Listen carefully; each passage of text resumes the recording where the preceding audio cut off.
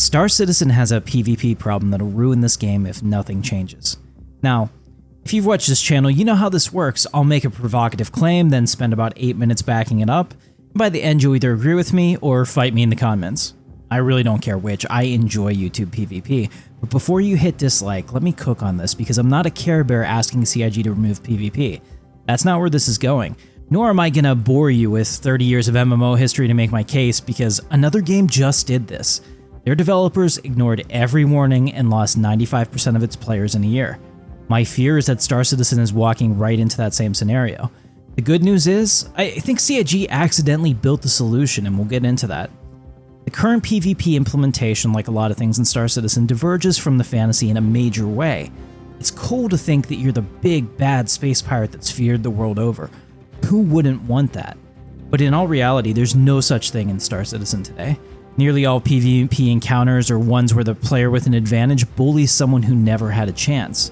I can't remember the last time I saw PvP outside of Arena Commander that wasn't some version of a dude hiding in the corner of an ASD facility, someone attacking random ships exiting their hangars at Seraphim Station, or people camping OM markers to pick up cargo ships that never had a chance to fight back. Now this might surprise you, but I don't blame the guy at the OM marker. CIG tells you this is PvP. They even encourage it with their official position on PvP and getting murked. Pause the video if you want to read it, it's pretty tone deaf. The game encourages you to attack targets that can't shoot back. It features a crime stat system that's completely toothless, and we call it gameplay.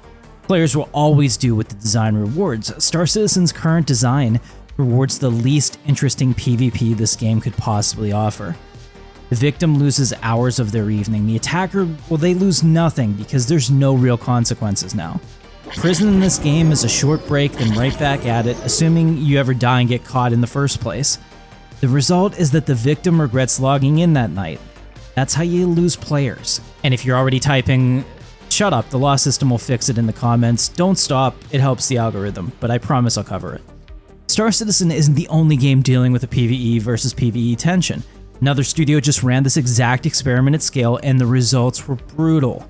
In June 2025, Dune Awakening launches and does gangster numbers, reaching 190,000 concurrent players on Steam and 1 million copies sold in just under 3 weeks. I can't explain how good those numbers are for an MMO in 2025. It's insane, and any studio on the planet would kill for that.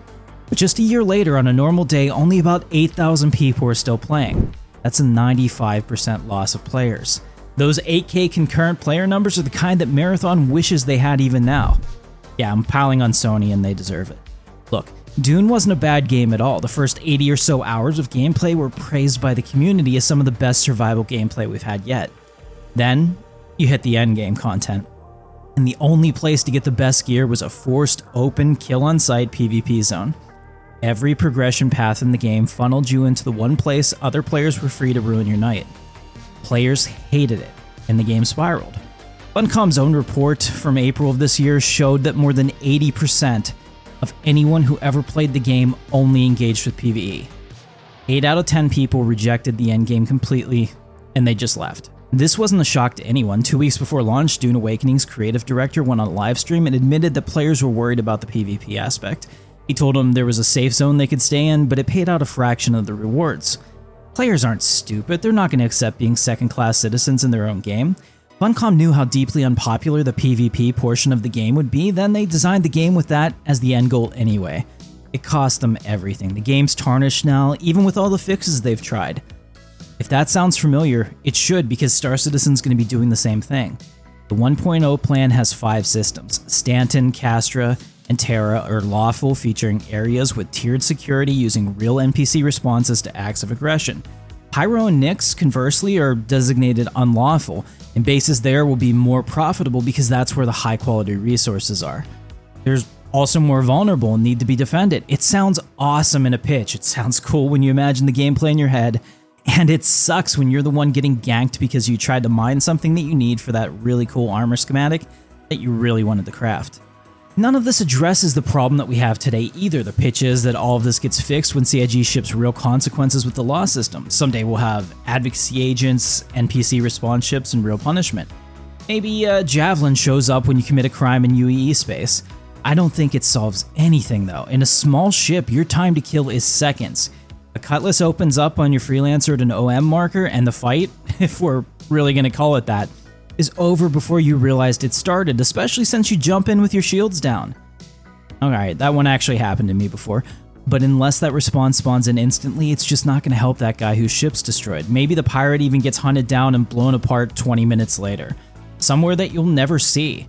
Oh, great, you're still dead. Your cargo's still gone and your evening ended at that marker, even if the law system punishes the attacker, and let's be clear, I am all for that. That's great, but it's justice arriving after your funeral. The real psychological damage is that the gank works and nothing in the universe could have stopped it. The same thing's true in EVE Online. If somebody wants you dead in high-spec space, you will be. Consequences be damned. I'm not saying PvP is evil or Star Citizen shouldn't have it. I love PvP. I've lost entire months of my life playing PlanetSide 2, I fight for Vanu, and I wish PUBG wasn't a dead game on North American servers. PvP itself doesn't ruin games. Mandatory PvP in games where it's not the core reason the audience logs in ruins games. It just killed a very high-profile one. That's where the solution comes in.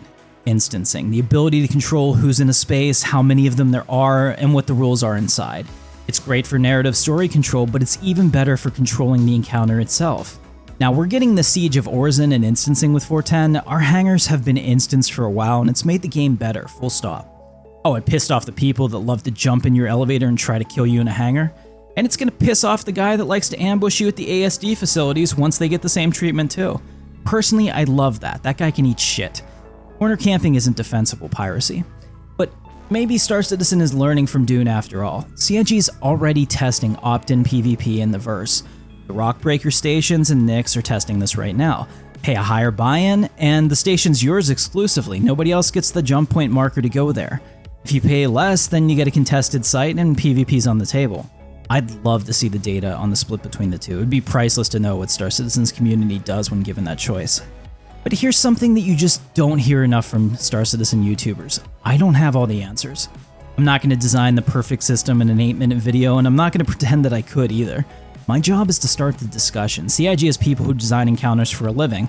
Once they start building around instancing, that's when it gets fun. If you're into PvP, instancing means real fights instead of seal clubbing. I can even imagine contested zones where everyone who walked in chose to be there for the combat and can't exploit the timers on the comp board spawns. That gives us more actual PvP and better PvP than the open universe has ever produced. And for everyone else, that open verse stays dangerous as it should. I'm not asking for a safe universe, I'm asking for consequences that mean something. I'm expecting Municipal Works to bring us that first taste of the vision, a contested mission-based facility where PvP lives in the instanced areas of Star Citizen. Base building and space stations have the potential to give us the type of org versus org battles that I know CIG wants the publicity from. That would be solid gold. That's the type of PvP that'll make this game next level, not whatever the hell we have today at the OM markers. Last video I said CIG is choosing the game over the dream. This is the next choice, designing a world that has meaningful gameplay without forcing people into those positions. That's the part that decides whether there's a Star Citizen a year after launch. See you in the verse.